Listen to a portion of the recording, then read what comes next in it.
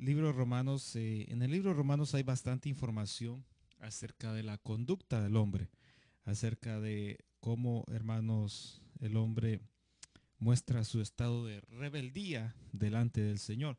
Y vamos a ver el capítulo número 2 del libro de Romanos, y vamos a ver del verso 1 en adelante. La vez anterior estuvimos hablando acerca del capítulo número 1, hoy vamos a hablar del capítulo 2, algunos versos, y esperamos, hermano, terminar este libro de Romanos este día. Bueno, no todo el libro, sino que este capítulo 2. Capítulo 2, hermano, el verso número 1 dice: por lo cual eres inexcusable, oh hombre, quien quiera que seas. Tú que juzgas, pues en lo que juzgas a otro te condenas a ti mismo, porque tú que juzgas haces lo mismo. Verso 2. Mas sabemos que el juicio de Dios contra los que practican tales cosas es según verdad. Bueno, una pregunta: ¿cuáles son las, entre comillas, las tales cosas que estamos hablando aquí en Romanos? Recordemos, ¿verdad? Lo que habíamos mencionado exactamente, lo que estaba anteriormente en el capítulo número 1, que es, veamos por ejemplo, ¿verdad? El capítulo 1, verso número 28. Eh, bueno, más bien veamos lo que dice el 26, verso 26 del capítulo 1, por lo cual Dios los entregó. Se recuerda que estuvimos hablando que Dios, ¿verdad? Los entregó a estas personas, hermano, a una mente reprobada, ¿verdad? ¿Y a qué más? ¿A qué más? Los entregó a la inmundicia, los entregó a la inmundicia, los entregó a una mente reprobada. Verso 26 dice que Dios los entregó a pasiones vergonzosas, ¿verdad? Pues aún sus mujeres cambiaron el uso natural que es en contra de la naturaleza. Verso 27, de igual modo también los hombres, dejando el uso natural de la mujer, se encendieron en su lascivia unos con otros, cometiendo hechos vergonzosos hombres con hombres y recibiendo en sí mismos la retribución debida a su extravío. Y verso número 28, y como no aprobaron, ¿verdad? ¿Quiénes no aprobaron? Estos hombres no aprobaron tener en cuenta a Dios, ¿verdad? Dios los entregó entonces a una mente reprobada para hacer cosas que no convienen. Verso 29, estando atestados de toda injusticia, fornicación, perversidad, avaricia, maldad, llenos de envidia, homicidios, contiendas, engaños, malignidades, murmuradores, detractores, aborrecedores de Dios, injuriosos, soberbios, altivos, inventores de males, desobedientes a los padres, necios, desleales, sin afecto natural, implacables, sin misericordia, quienes habiendo entendido que el juicio de Dios, que los que practican tales cosas son dignos de muerte, no solamente las hacen, sino que también se complacen con los que las practican. Entonces, de estas tales cosas, ¿verdad? Está hablando entonces aquí en Romanos, donde dice, bueno, sabemos, ¿verdad? Que los que practican tales cosas, ¿verdad? Son dignos del juicio de Dios. Ahora, ¿qué entendemos nosotros por el juicio de Dios? ¿Cómo pudiéramos nosotros resumir, hermanos, con una palabra bien pequeñita o con pocas palabras para explicar el juicio de Dios? ¿Cómo pudiéramos nosotros hablar acerca del juicio de Dios? Castigo es un castigo. ¿Qué otra cosa pudiéramos nosotros utilizar para expresar el juicio de Dios? Si alguien se le aparece a usted y lo enfrenta y le dice, ¿qué es que el juicio de Dios? ¿Cuál juicio de Dios? Lo va a cuestionar, le va a querer sacar información y usted, ¿qué le va a decir? ¿Qué le va a decir? ¿Qué le puede decir? ¿Cómo usted puede expresar o explicarle a la persona en pocas palabras acerca del juicio de Dios? Bueno, el juicio de Dios, ¿verdad? Puede contener, ¿verdad? La condenación eterna. Recordemos que aquí, donde dice que por cuanto no aprobaron a estas personas, tener en cuenta a Dios. Es lo que yo decía la vez pasada, hermano, cuando uno ve a una persona que quiere acercarse o tener la bendición de Dios, o acercarse al Señor, o tener algún beneficio espiritual, ¿verdad? Del Señor, hermano, y uno ve en la persona que no puede, intenta y no puede, intenta y no puede. Entonces, ¿verdad? Hay un momento, hermanos, y entonces uno ve que en la persona hay ataduras, espirituales. Hay ataduras que, hermano, impiden que la persona sea libre y pueda tener, hermano, la libertad de recibir de Dios, hermano, según las promesas de Él. Pero uno no entiende por qué la persona no recibe, por qué la persona continúa en el mismo estado, hermano, de prisión espiritual, ¿verdad? Entonces, es aquí donde yo les explicaba la vez anterior. Hermano, uno tiene que ver el pasado como un doctor, como un médico. Tiene que ver, hermano, el antecedente de la vida espiritual de la persona. Y descubrir en qué momento la persona dijo, yo no quiero nada con Dios. Así. Entonces, en ese momento, ¿verdad? 5 años atrás, 2 años atrás, una semana atrás, 20 años atrás. En ese momento, hermano, ahí se aplica lo que estamos viendo aquí en la palabra. Como ellos voluntariamente aprobaron no tener en cuenta a Dios en sus vidas. Entonces, a partir de ese momento, ¿qué hizo Dios? ¿Verdad? Dice la Biblia, los entregó a una mente reprobada y los entregó a la inmundicia para que se terminen, ¿verdad?, de ensuciar, de enlodar. Y entonces al final, ¿en qué va a terminar eso? Como dijo el hermano, en una condenación eterna. Ahora, ¿eso qué quiere decir, hermano? Que Dios no es juguete, que Dios no juega con las personas. Cuando Dios le ofrece un plato de comida espiritual, es porque quiere que se lo coma. No es para que usted, ¿verdad?, lo huela, le gusta, no le gusta, lo va a pensar, hermano. Esa postura del hombre, hermano, y el hombre, ¿verdad? Hermanos, como que no se da cuenta que con su actitud, con su forma de ser delante de Dios, hermano, se está metiendo en un gran problema con el Señor. Él mismo está bloqueando, hermano, la gran oportunidad que Dios le está brindando en ese momento. Ahora, hermano, es increíble, ¿verdad?, cómo Dios en algunos casos tiene tanta misericordia, y ya lo vamos a ver aquí en Romano, que, hermano, el Señor pasa como desapercibido, como que ignora, hermano, ese momento donde la persona lo rechaza. Y prueba de ello somos nosotros. ¿Cuántas veces hemos rechazado, hermanos, la oportunidad que Dios nos dio en el pasado y nosotros, hermano, lo negamos? Mas, sin embargo, su gran misericordia me llegó a un punto donde finalmente nos alcanzó y hoy, ¿verdad?, nos tiene firmes en la gracia por su misericordia. Pero no es con todos, hermano. No es con todos. De mi parte, hermano, yo desearía que el Señor fuera así con todos, pero lastimosamente, hermano, Él no es así con todos. A algunos les da una oportunidad, la rechazó, le cerró la puerta. Y vuelve a tocar, y ya no se la vuelve a abrir. Y en la Biblia tenemos muchos ejemplos y hemos hablado de ellos. Moisés es un caso especial, un ejemplo, hermano, verídico, tremendo de lo que yo estoy hablando. Hermano, un hombre manso, hermano, humilde, delante de Dios. ¿Y qué prueba tenemos que Moisés era manso y humilde? ¿Qué prueba podemos mencionar? Sería bueno que me mencionaran cuando mató a aquel egipcio.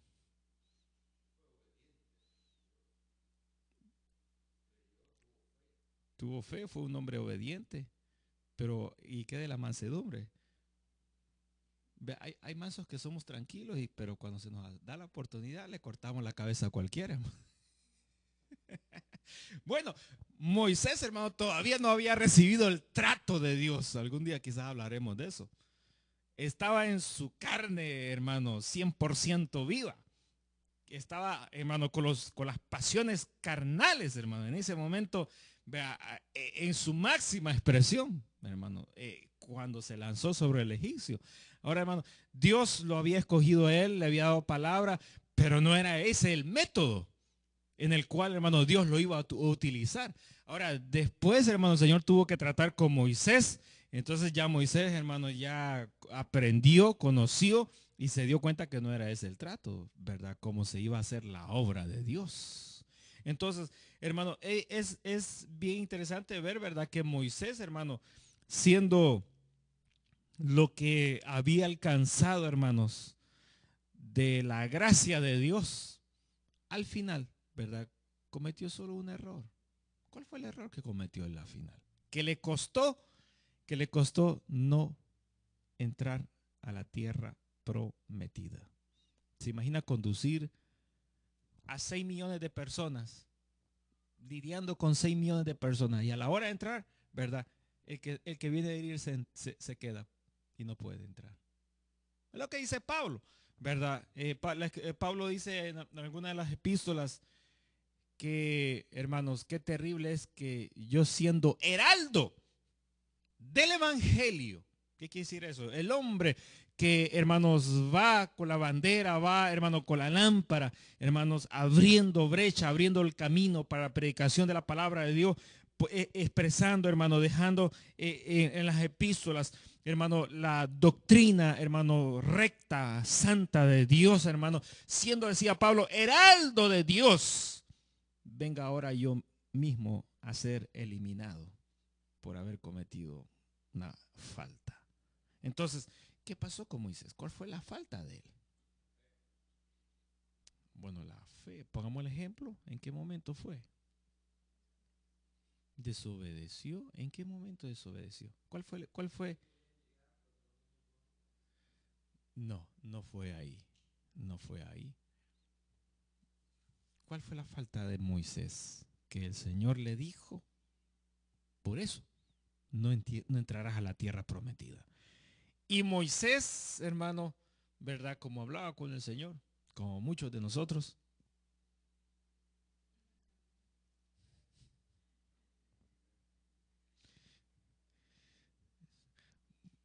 lo voy a ir a traer un día a la casa y los voy a amarrar aquí a la banca para que hablen todo el día con el Señor en la iglesia. Hermano, como Moisés hablaba con el Señor, le volvió a decir, pero Señor, dame otra oportunidad. ¿Y qué le respondió el Señor? ¿No qué? ¿Qué le respondió el Señor? No me hables más de ese asunto, le dijo, literalmente. Y como Moisés, ¿verdad? Era un hombre obediente, no le volvió a mencionar ya ni la tercera vez. Se quedó callado. Entonces el Señor lo llevó a la cumbre de un monte y le dijo, te voy a dar permiso que mires la tierra prometida desde este lugar. Mírala, pero esto es para ti, porque aquí mismo vas a morir. De ahí mismo murió. Y ahí llegaron los ángeles. Hermano, qué bonito que los ángeles lo entierren a uno, ¿verdad? Pero no que vayan vestidos disfrazados de ángeles, esos no. Que los ángeles de Dios, hermanos, agarren el cuerpo y lo entierren. Qué privilegio, ¿no? Tuvo Moisés, que los ángeles de Dios, hermano, lo agarraron para irlo a enterrar. Y apareció, hermano, el diablo, queriéndole arrebatar a los ángeles el cuerpo de Moisés. Hermano, qué tremendo era ese hombre. Que aún muerto, hermanos, no se podía dejar así como decimos, a la intemperie. O decir, está aquí. No se puede, no se podía. Por lo que Dios había hecho con él, hermano, en vida, hermano, en vida. Hermano, entonces dice que disputaban, dice la escritura, disputaban el cuerpo de Moisés. Dámelo, yo me lo quedo, yo me quedo con el cuerpo de Moisés. Y vino el ángel, le dijo al diablo, que el Señor te reprenda, le dijo. Es que cuando usted vea, hermanos, que hay una oposición, esa es la expresión que tengo que decir. Que el Señor te reprenda para que ese hermano deje de estarlo molestando. No diga, ay, qué día más amargado, qué día más negro en mi vida. No, que el Señor te reprende. A ver cómo sale inmediatamente. La oposición, lo que sea, hermano. Entonces, ¿cuál fue, hermano, lo que Moisés cometió para que no entrara a la tierra prometida? no era soberbio, era manso.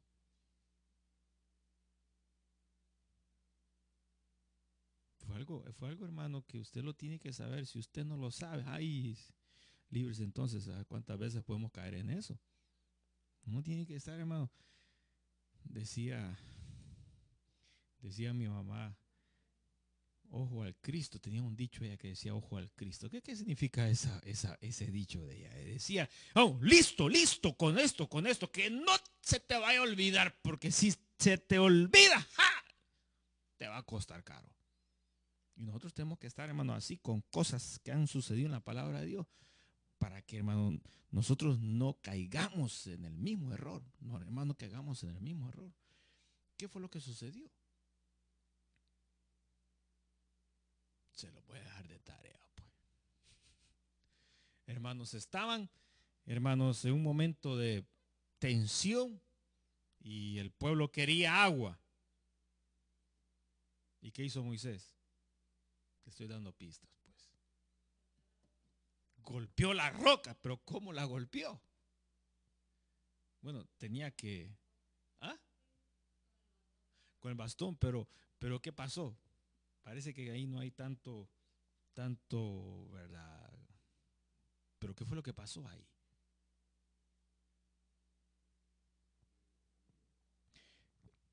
Se molestó, se enojó con el pueblo y vino él y agarró y molesto, golpeó, imagínate qué tremendo, hermano, que hasta enojado hacía milagros. Y nosotros nos enfurecemos y no ocurre ni uno. Qué tremendo este hombre. Enojado, vaya, pues tomen agua. Golpeó la roca y salió el gran río de agua. Qué terrible era este hombre, hermano. Qué enojado hacía milagros. Ahora imagínense, sin estar enojado, cuánto nomás hacía, ¿verdad, hermano? Eso es algo que nos tiene que a nosotros, ¿verdad? Decir, bueno, Señor, ayúdame, porque también quiero estar ahí, ¿verdad? Haciendo tu obra de esa manera. No enojado, pero contento, ¿verdad? Haciendo lo que tú me has dicho. Y el Señor se molestó, porque le digo, te enojaste y se te olvidó. Dame la gloria a mí, que soy el que hago el milagro, no eres tú. Y por esa cosa, así, tan chiquitito como el tamaño de una pulga, así, no lo dejó entrar a la tierra prometida. Y los pastores, los predicadores, hablamos de las escrituras, cosas tan chiquititas, y la gente se molesta. No, lo que está hablando el hermano. Yo he venido para que me bendiga, para que me engrandezca la ganancia del negocio. Pero me está hablando esa cosa. No, esta no es iglesia. Vámonos, sálganse de aquí. Y la gente se molesta por pequeñeces tan chiquititas así. A la gente no le gusta. Y yo lo he comprobado en los mensajes que predico, hermano.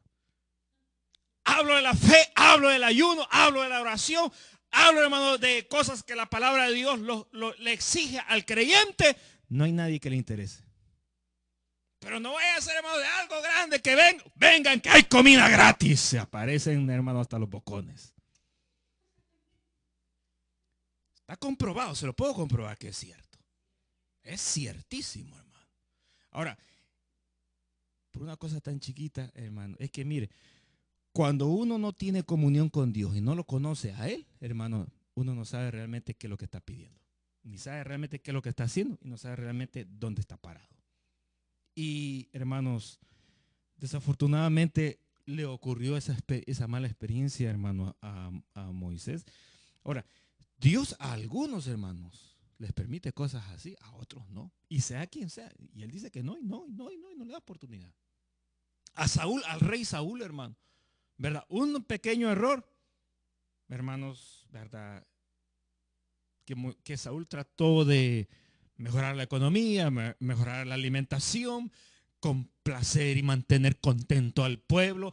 Había muchas cosas buenas, pero es que no se trataba de eso. Se trataba de que la palabra de Dios era esta, y lo que él había dicho, hermano, era lo que se tenía que cumplir. No se tenía, hermano, que traer la palabra de Dios y traérsela a la gente en la boca y decirle qué usted piensa, qué usted cree, qué usted me recomienda. No era eso, era lo que él dijo, así se hacía, punto. Y que quien aquí abajo hablara, hermano, argumentara y murmurara, etcétera, etcétera, eso le tenía que sobrar a Saúl. Lo que a él le tenía que importar era que la palabra de Dios que le había entregado, él la tenía que cumplir y esforzarse para cumplirla 100%, no 99.9999999%. No era ningún limpiador de esta nación. Tenía que ser 100%. Hermanos, cumplida. Entonces, una cosita tan chiquita así, ¿qué le pasó? Hermano, el Señor desechó al rey Saúl.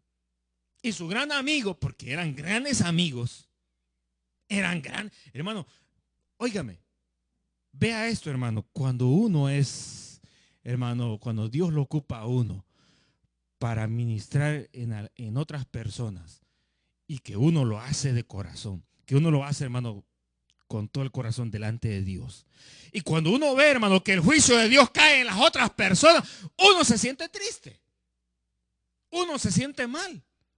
Caramba, yo presenté a ese muchacho.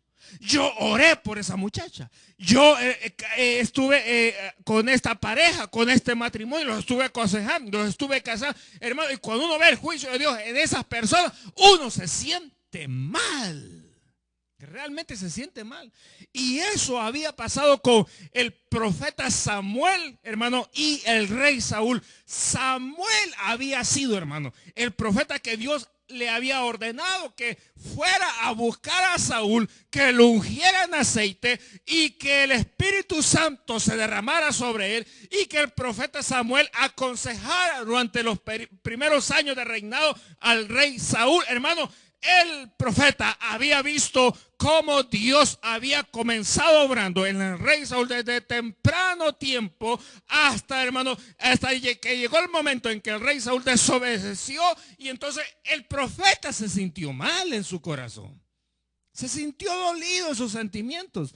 Tanto así que oraba a Dios por Saúl. ¿Y qué le dijo el Señor, hermanos, al profeta Samuel? Aunque te arranque los pelos de la cabeza, no me ores más, no me insistas más, porque al que yo desecho, lo desecho y no quiero ya más con él. Y le dijo al profeta, a Samuel, le dijo, toda la noche me has llorado por Saúl. ¿Para qué estás llorando? Qué duro, ¿no? Imagínense que usted venga al templo y este Señor, mira, te estoy orando por el hermano que un día estuvo aquí. Y Señor, ya estoy en ayuno este día. Óyeme, Señor, sálvalo. Y que venga el Espíritu Santo y le diga, mira, ¿qué estás haciendo aquí con esa llorazón? Levántate, levántate. Anda a hacer lo que tenés que hacer. Y no me volvás a pedir por ese fulano, porque yo he dicho, lo he desechado. Terrible es, hermano. Pareciera que se dio como que el hermano está bromeando. No estoy bromeando. Literalmente han pasado esas historias en la palabra de Dios. Y literalmente ocurre en la vida real. A veces uno ve gente enferma, gente, hermano, estorbada. Y cuando uno va a orar, hermano, le va a poner la mano, el Señor de repente habla y dice, no lo toques. No quiero que intercedas por esa persona. Y uno dice, no, Señor, pero es que pobrecito, y lo toca. Ahí mismo, hermanos, el castigo que tenía esa persona se le pega a uno y se va azotado a la casa. Hermano, todo por no obedecer. Cuando el Señor dice no, es no y no hay que tocarlo. Y aunque esté, hermano, en milésimas de segundo ya para morir, y que la gente, el pastor, póngale la mano, póngale el aceite antes que se nos vaya. El Señor dice no se toca. Uno tiene que aprender, hermano, a discernir la voz y saber, ¿verdad? Cuando el Señor dice, no, se acabó, no se toca. Y el Señor se lo dijo a Samuel. Toda la noche me ha estado llorando. Por ¿quién es este? Por el rey Saúl. Pues claro, como Samuel, hermano, se iba a desprender de los sentimientos, si lo había ungido, lo había llamado, orado para que el Espíritu de Dios se derramara, lo había visto, hermano, crecer, hermano, es decir, era, hermano, algo que se había, hermano, introducido al corazón, hermanos, del profeta Samuel. Y que era bien difícil de la noche a la mañana abrir el corazón, arrancárselo y decir, vaya, no te quiero. Es bien duro. Bueno, hay unos que son insensibles que lo pueden hacer fácilmente.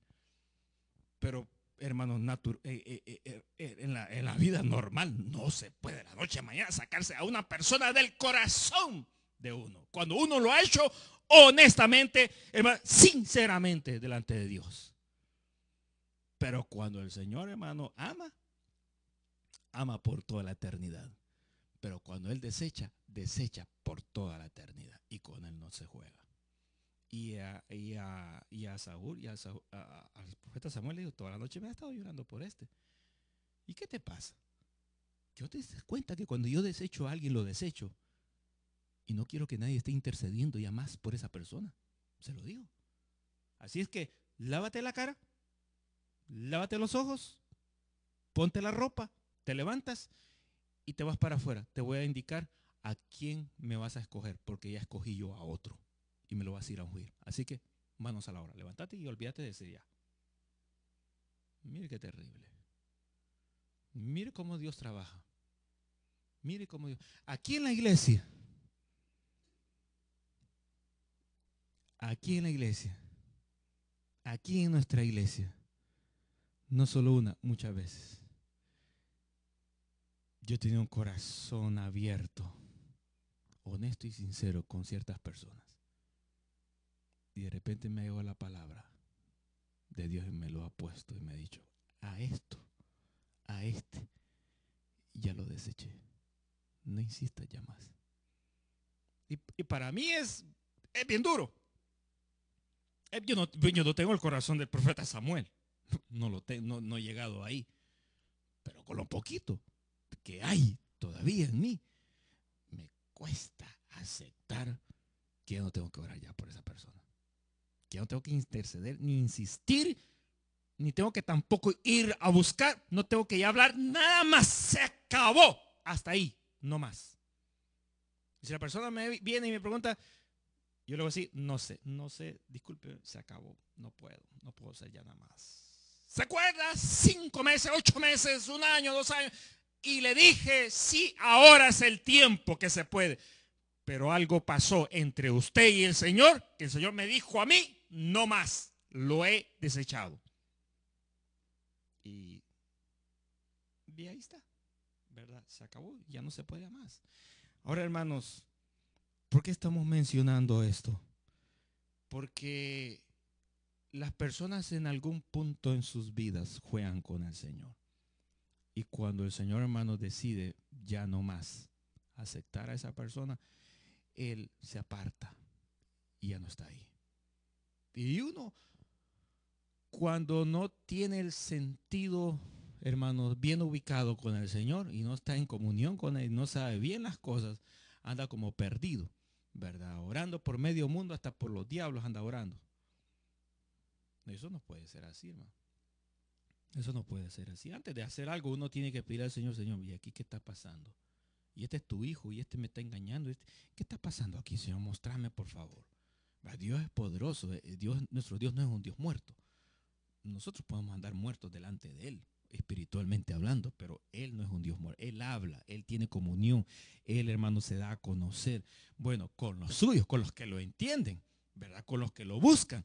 Esa es la comunión íntima con Él. Entonces, hermano, uno tiene que pedirle al Señor qué está pasando aquí para que el Señor le diga, ¿verdad? ¿Qué es lo que está sucediendo? Y Él le va a la orden. Sí, ora, no hagas nada.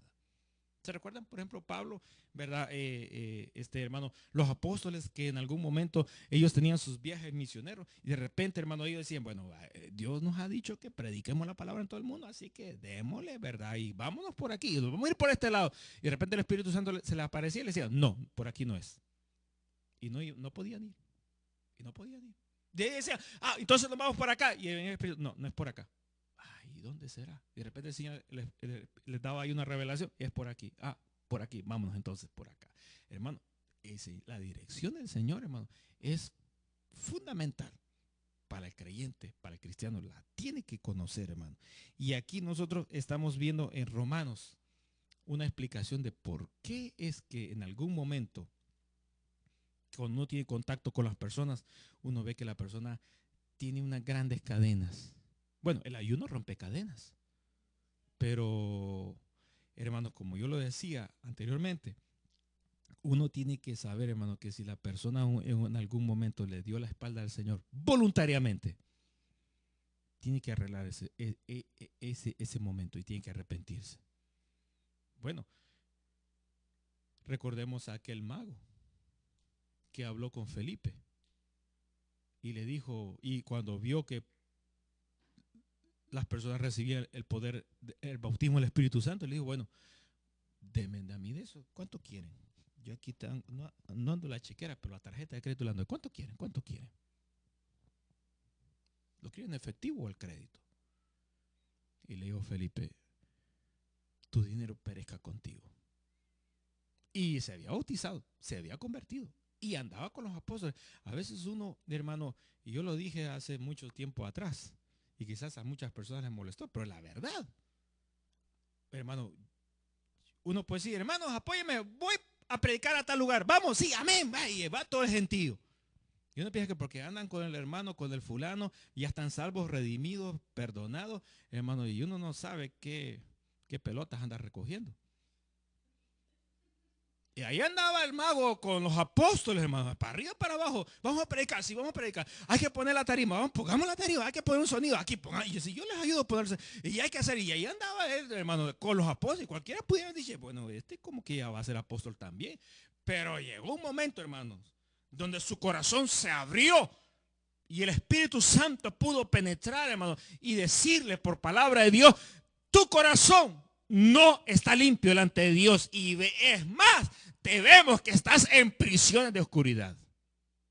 Mi hermano se había bautizado, se había convertido, andaba viendo milagros a cada rato, andaba oyendo palabra de Dios a cada rato, hermano, estaba sintiendo, hermano, la necesidad de estar más cerca, hermano, de la obra de Dios. Pero cuando llegó un momento, hermano, el Señor lo descubre y había pecado en su vida escondido.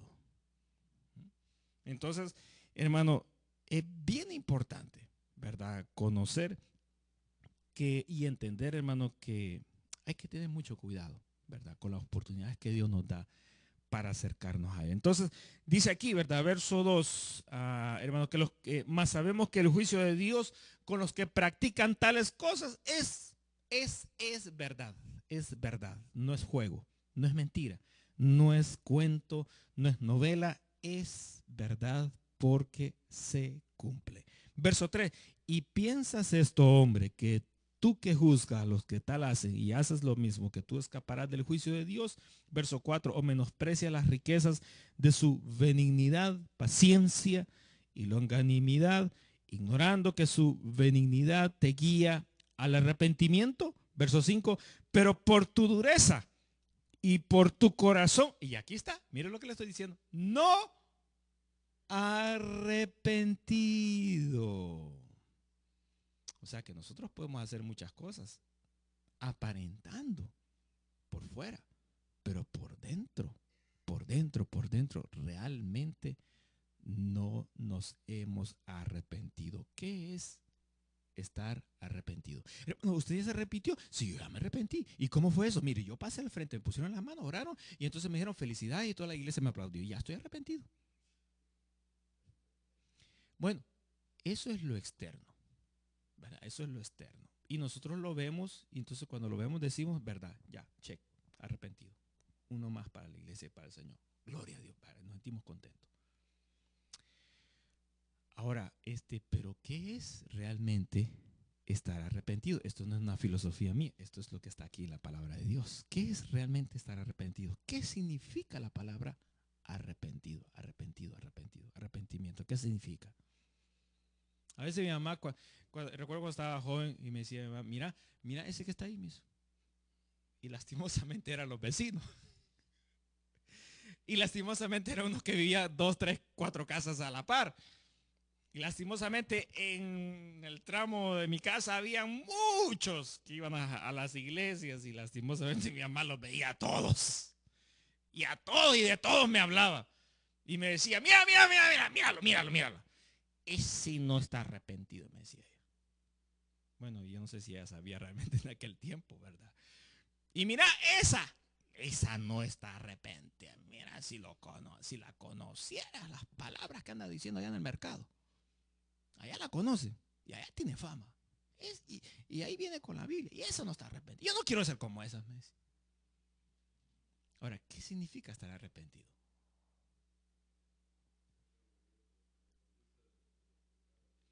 ¿Qué significa arrepentimiento?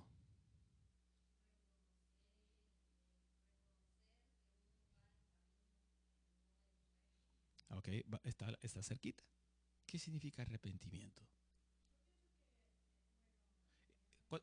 Cuando yo le digo qué significa arrepentimiento, me quiero decir que me quiero ir a la raíz etimológica del significado original de la palabra arrepentimiento. ¿Me entendieron? Pero bueno,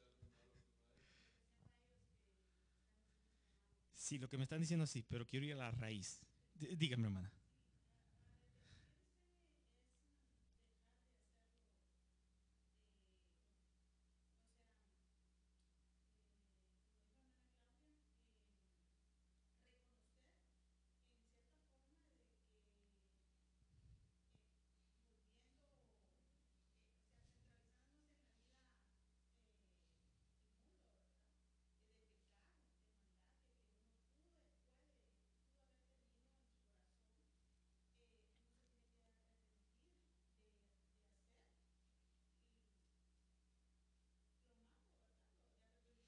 Eh, eh, eh,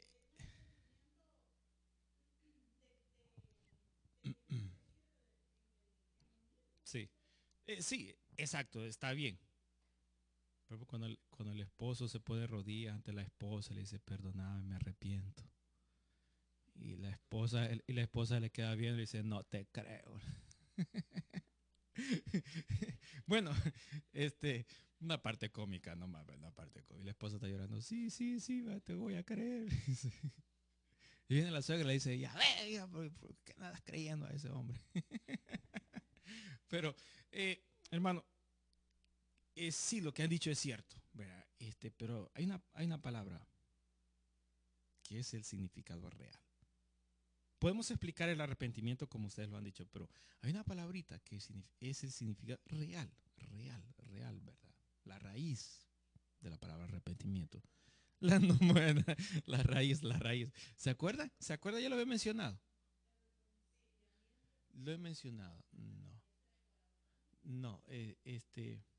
Fíjese, la palabra arrepentimiento significa esto, literalmente. La raíz significa esto, que uno va en una dirección, entonces, ¿verdad?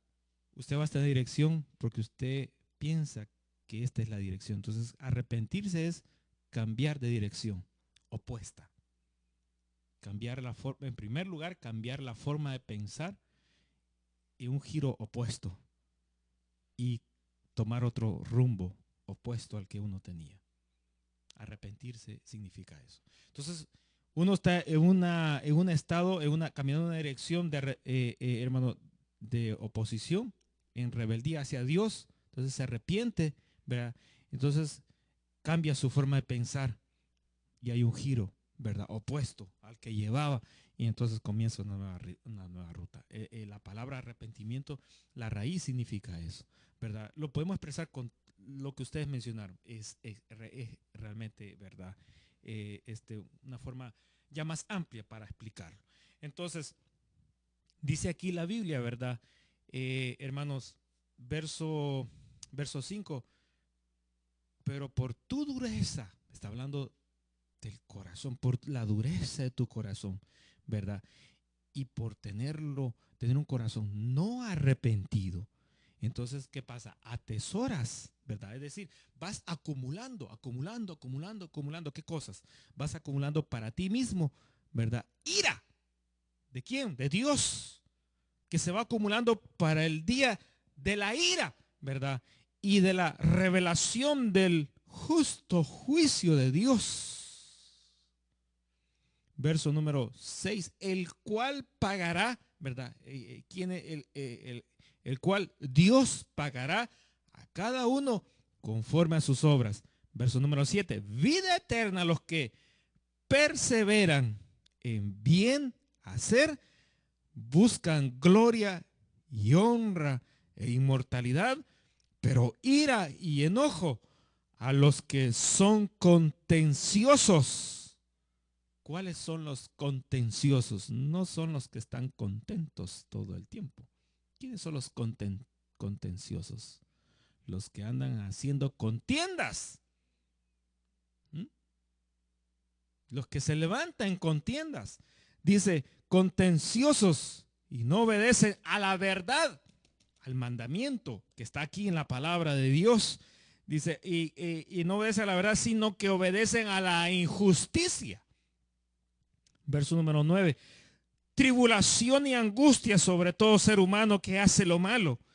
Y aquí, ¿verdad? Se está refiriendo hace mención del judío, primeramente el griego, pero gloria y honra y paz, dice, a todo el que hace lo bueno, al judío primeramente y también al griego. Verso número 11, porque no hay acepción de personas para con Dios.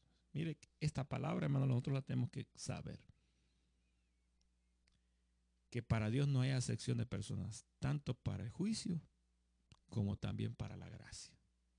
Dios al que quiere desecha y al que quiere también lo perdona. ¿Cuánta gente en el pasado, en el Antiguo Testamento, hermanos, que Dios les dio promesas y pecaron? El Señor canceló la promesa. ¿Cuántos ejemplos tenemos en la Escritura que Dios hizo eso con esas personas? Y me encanta a mí leer, hermanos, mucho la tribu de Judá, especialmente las promesas que Dios le dio al rey David. Porque, hermanos, en la descendencia del rey David hubieron muchos que pecaron.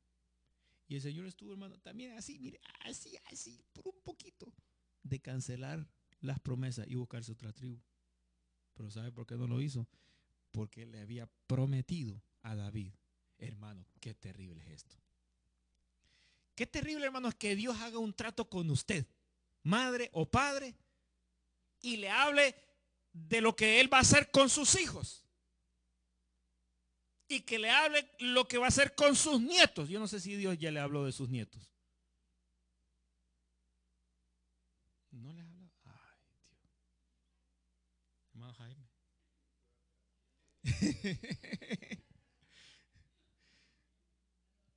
Y que Dios le hable de la segunda generación suya, de la tercera, la cuarta, la quinta, la séptima generación suya. Y que Dios le diga lo que va a hacer con todos ellos.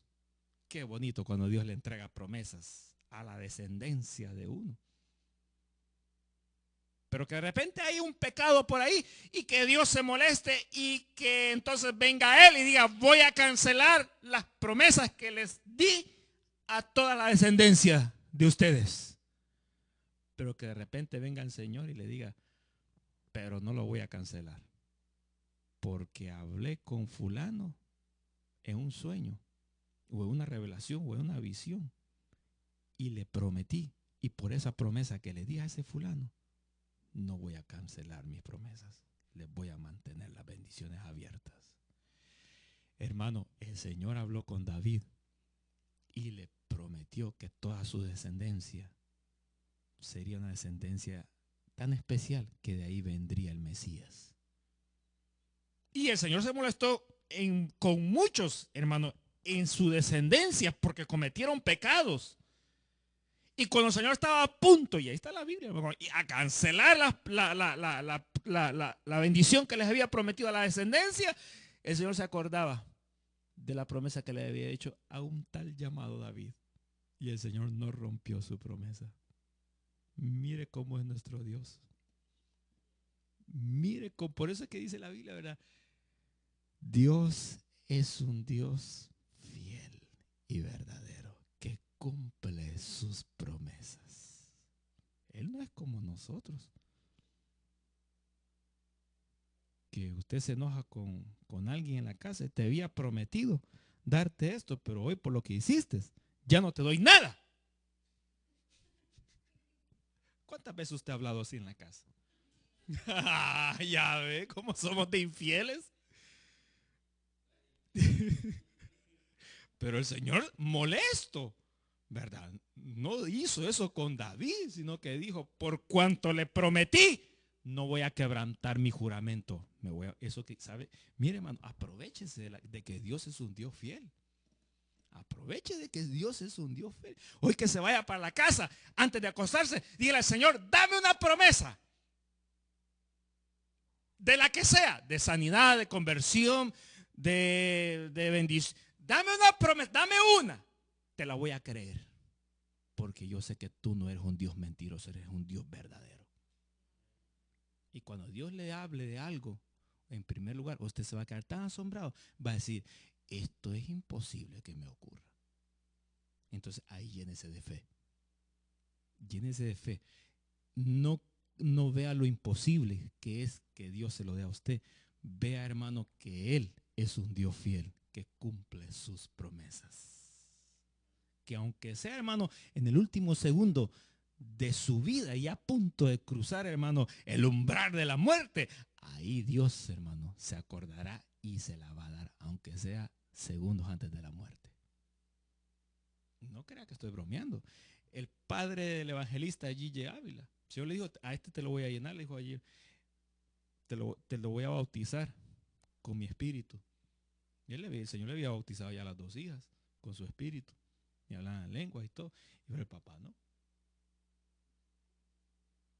Y cuando estaba ya a punto de morir en el hospital, vino y le dijo, Señor, tú me dijiste que a este viejito, y el viejito también, a este viejito me lo ibas a bautizar. ¿Y dónde está tu promesa? Entonces le pone la mano, le puso la mano y nomás empezó a hablar en lengua y lo bautizó ahí en la cama del hospital. Terminando de hablar en lengua, entregó el alma y se fue el papá de él. Mire cómo es Dios, pues. Mi hermano. Entonces, ¿qué es lo que Dios le ha prometido hasta ahorita a usted? Bueno, si no tiene ninguna promesa, váyase y antes de dormir le pide por una promesa. Yo tengo demasiadas. Pero si usted tiene alguna ya, que el Señor le dijo, te voy a entregar esto, te lo voy a entregar, pues entonces no flaquee. No flaquee. Váyase y diga, Señor, tú eres un Dios fiel. Le prometiste a David y le cumpliste hasta el final. Le prometiste a Abraham. Hermano, ¿qué es lo que Dios te ha prometido acerca de tu matrimonio? ¿Qué es lo que Dios te ha prometido acerca de tus hijos? ¿Qué es lo que Dios te ha prometido de tu trabajo? ¿Qué es lo que Dios te ha prometido de la sanidad? ¿Qué es lo que Dios te ha prometido? ¿Qué promesas hay, hermano, que todavía no se han cumplido? No la bote. Créala, manténgase firme. Váyase a la casa, le hace un salmo, el Señor, lo creo. Y duérmase repitiendo, lo creo. Y duérmase, hermano, pero duérmase repitiendo la promesa de Dios. Confesándola. Si no la puede confesar despierto, pues confiésela dormido. A veces Dios me ha utilizado dormido, confesando sus promesas. Mi esposa es testigo de eso. Yo no, porque estaba dormido. Ella me lo ha contado. A veces dormido, hermano, confesemos la promesa de Dios, porque Dios es un Dios fiel. Amén. Amén. Yo a veces le he dicho al Señor, parece que como que me usas más dormido que despierto. Pero hermanos, Dios, por eso, pero ahora estoy más de día, ¿verdad? Orando. Y estoy viendo el cambio, en los resultados. También despierto, veo que me está usando también, Señor. Eso es cierto, es muy cierto, es ciertísimo, hermano. Entonces sigamos leyendo entonces. Hermano, nos habíamos quedado, ¿verdad? Verso número 11. No hay acepción de personas, ¿verdad? Al que quiere perdonar, perdona. Al que quiere, hermano, condenar, lo condena. Verso número 12. Porque todos los que, bueno, y aquí empieza a hablar de la ley. Verso número 12. Hasta el 16, pero leámoslo, ¿verdad? Verso número 12, dice, porque todos los que son sin ley han pecado, que han pecado, sin ley también perecerán. Y todos los que están bajo la ley han pecado, también por la ley serán juzgados, porque no son los oidores de la ley los justos ante Dios, sino los hacedores de la ley serán justificados. Qué interesante, ¿no? ¿Por qué es importante oír la palabra de Dios? El pastor dice que hay que congregar, si no me congrego me están tildando que estoy en pecado y no me gusta que me anden hablando de mí así. ¿Por qué es importante oír la palabra de Dios?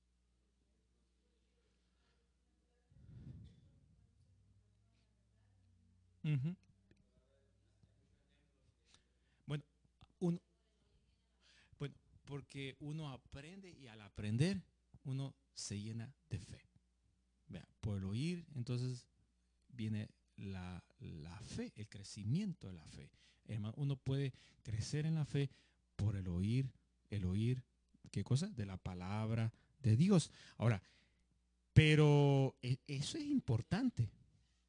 Pero hay otra cosa más que es más importante después de eso. Fíjese, no antes, después de eso. Hay otra cosa más importante que es que usted tiene que oír, llenarse de fe y entonces actuar, actuar, actuar. Pero si usted solo oye,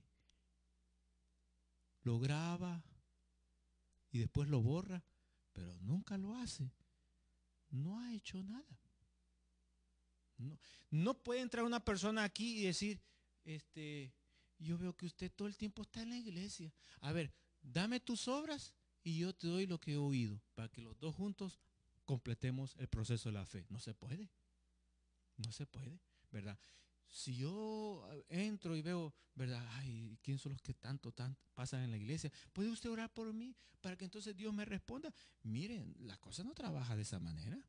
¿Verdad? Esto es como las 10 vírgenes, donde había 5 insensatas necias y otras prudentes. Entonces, cuando, hermano, esto siempre pasa en la iglesia, ¿verdad? Mira, imagínese, usted que está aquí todo el tiempo, buscando de Dios, ¿verdad? Obrando, ayudando, esto, aquí, lo otro, ¿verdad? Y entonces viene otro que no hace nada y quiere tener los mismos galardones que usted con tanta dificultad le está costando. Eso no es posible. Eso no es posible, hermano. Dice hermano, las insensatas se quedaron sin aceite. ¿Y qué le dijeron, verdad? Ay, ustedes todo el tiempo están en la iglesia y tienen aceite. ¿Por qué no me echan un poquito aquí en la lámpara, verdad? ¿Y qué le dijeron a aquellas? Hombre, si pasar una hora de rodilla y tú que estás ahí durmiendo bien tranquila, ¿querés que te cueste? Como hay un dicho que dice que el que quiere que el que quiere celeste que le cueste, ¿verdad?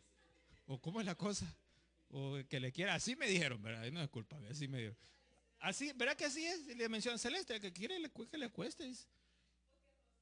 No, rosado no pega, ni amarillo ni azul. El que quiere su celeste que le cueste, por ahí anda la cosa. Pero la cosa es, hermano, que, ¿verdad? Ay, si no, hermano, imagínese, no se puede, ¿verdad? De esa manera. Entonces, las 5 vírgenes prudentes le dijeron, no, vayan ustedes y vean cómo si a nosotros nos ha costado, pues. Vayan ustedes y vean dónde lo consiguen. Nosotros hemos estado guardando el aceitillo ahí para cuando oímos la voz de nuestro esposo que viene, nosotros salimos corriendo y tenemos con qué alumbrar el camino, pero ustedes ahí vean cómo se las arregla. Entonces, hermano, es interesante, ¿verdad? Interesante que, hermanos, no solamente si Dios quiere que venga y Dios quiere que oiga, pero no termina el punto ahí. Hay que, Dios ahora quiere que ya oíste, te enteraste, ya aprendiste, sí, entonces hacelo. Es que no me gusta. Entonces no has hecho nada. Entonces aquí dice vea, no es los oidores.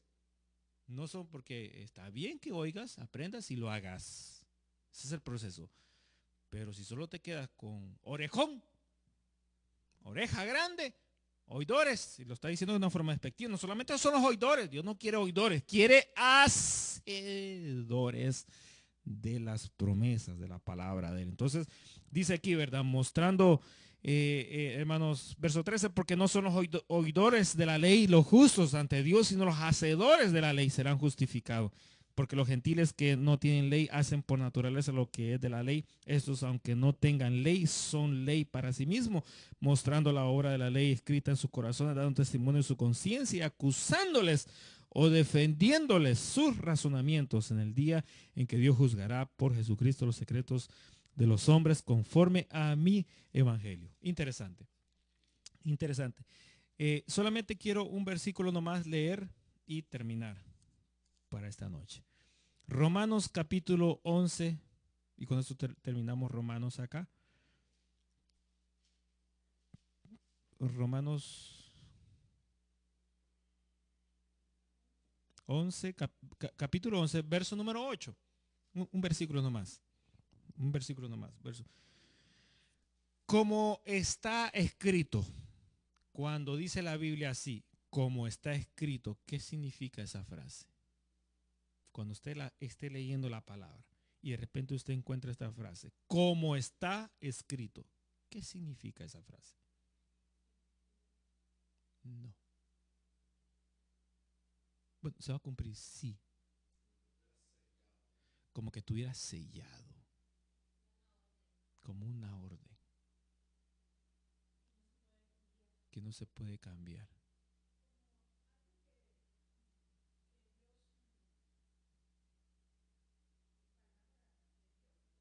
Sí. No. Como está escrito. Cuando alguien le dice, viene usted, cuando alguien se le acerca a usted y le dice, ¿te acordás que te lo había dicho? ¿Qué le está queriendo decir en ese momento? Que ya se lo había dicho. Que fue desobediente y que no hizo caso. Entonces cuando le dice, como está escrito, ¿qué quiere decir? Sí, que se lo está diciendo. Que así como está, así es. Que ya se lo había, pero aquí no está hablando. Que ya había estado escrito anteriormente. A esta parte de Romanos, cuando si usted está leyendo Romanos 11:8 y de repente usted mira cómo está escrito, entonces quiere decir, eso es un pasado.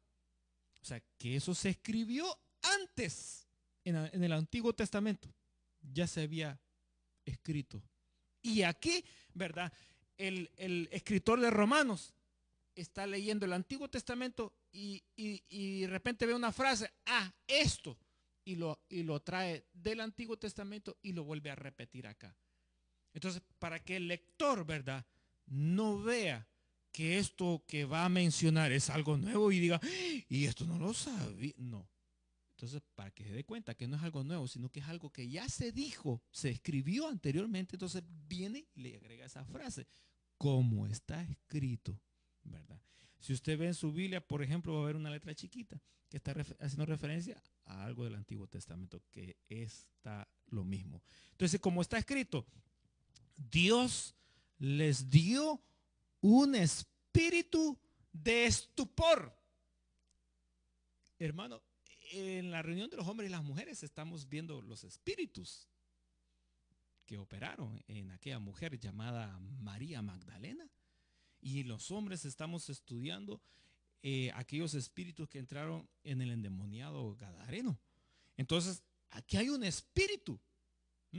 El espíritu, se recuerda que por allá, por Josafat incluso, ¿verdad? Yo una vez hablé y ese ha sido el mensaje, hermano, que más han visto de todos los que tengo. Que es el mensaje donde Dios mandó un espíritu de mentira.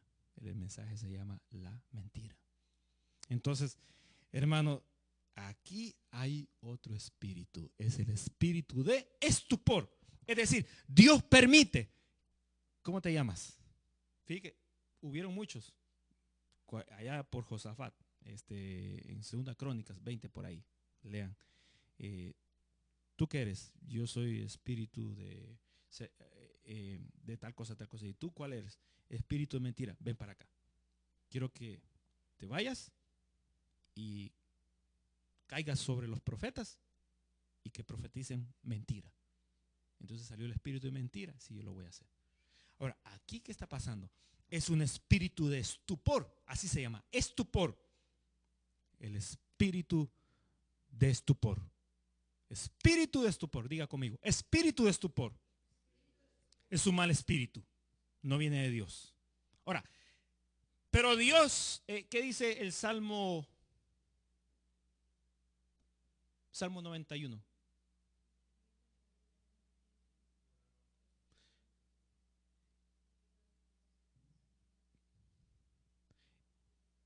Eso es protección.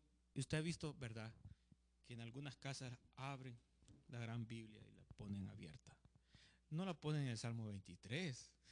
Porque no quieren saber nada de pastores, ni de iglesias, ni de hermanos. Lo ponen en el 91 porque les conviene.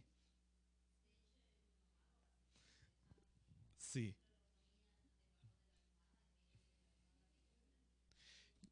Ahora, yo cuando estaba joven ponía siempre bajo la almohada la palabra. Pero porque la había pasado leyendo toda la noche.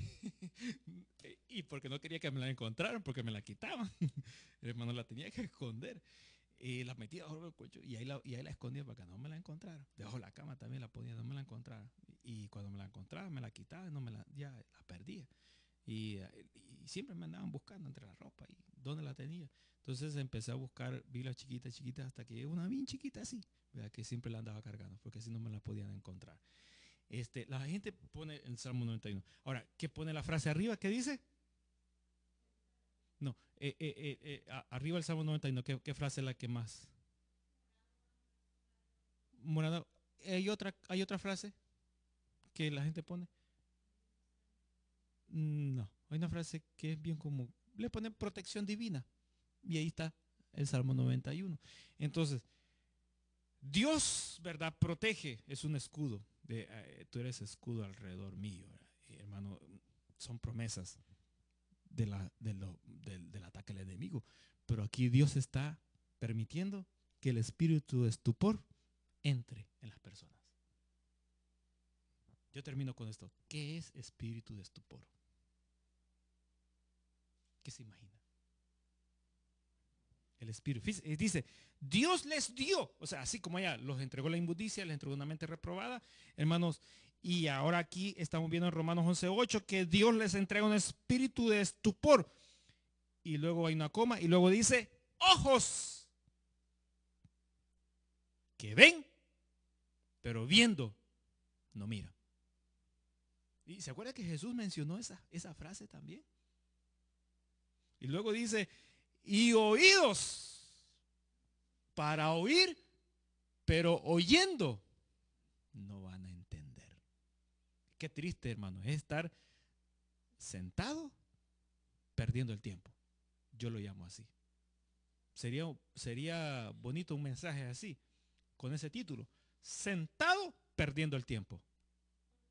¿Sabe qué? Lo voy a entregar. A ver qué ratito. Ya tengo una imagen. Se la voy a presentar aquí. Ya me inspiré en esa imagen. Le voy a traer una imagen muy bonita. Para que le voy a tomar. Tengo la foto y la voy a poner ahí. Y le voy a llamar así. Sentado perdiendo el tiempo. Y yo sé que la persona que voy a poner ahí no se va a enojar conmigo. Fíjese, hermano. Ahora, dice aquí, ¿verdad? Ojos con que no vean y oídos con que no oigan hasta el día de hoy. Verso 9. Y David dice, se ha vuelto su convite en trampa y en redes, en tropezar en retribución. Verso 10. Se han oscurecido sus ojos para que no vean y agóbiales la espalda para siempre. Bien, el punto aquí y termino. ¿Qué significa? Estupor. Tropiezan, tontera, estorbo, de visión. Ok, la palabra, fíjese, Sí, sí, que corte, sí, ok. Fíjese, eh, hermano, estupor, la palabra estupor significa en el diccionario, no, eh, indiferencia. ¿Mm? Indiferencia. Entonces Dios les entregó a estas personas, o sea, permitió, hermano, yo les he contado esta historia de este hermano. Y este hermano ha venido aquí a la iglesia y yo lo tengo en fotografía para que vean que no es mentira. Y es un buen amigo mío, un buen hermano, un buen hermano. Hace poco estuvimos hablando la semana pasada y, y en la iglesia donde nosotros estábamos los dos antes, Dios le dio una visión a él. Y en la visión que él le dio a él, hermanos, le mostró cómo en el momento que comenzaba el culto, hermano, por unas rejillas de las ventanas, se metían los demonios. Así, se metían los demonios.